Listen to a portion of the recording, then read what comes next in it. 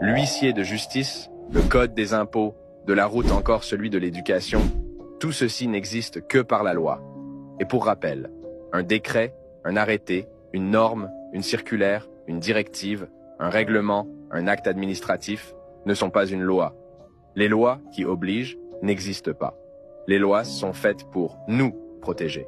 Si une loi ne nous protège pas, elle ne nous concerne pas. De fait, pour qu'une loi soit applicable, elle doit être votée par le Parlement, promulguée par le roi conformément à l'article 1er de votre Code civil, et non par le président de la République, publiée au journal officiel de la République française, arrivée en province pour être consultable. Au sujet du Code de la route, sa promulgation a été faite par le ministre des Transports, Yves Le Troquet, qui a annoncé sa création le 27 mai 1921 par décret.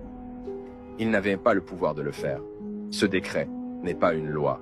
Concernant le statut d'un huissier de justice, il n'a aucun droit d'intervenir du fait que son statut résulte de l'ordonnance du 2 novembre 1945 qui a été promulguée par le gouvernement provisoire de la République française.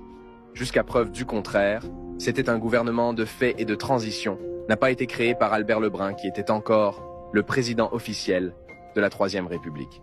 C'est Charles de Gaulle, de son propre chef, qui n'était pas président de la République, qui a inventé le Comité français de libération nationale et qui a autoproclamé ce dernier comme gouvernement provisoire de la République française.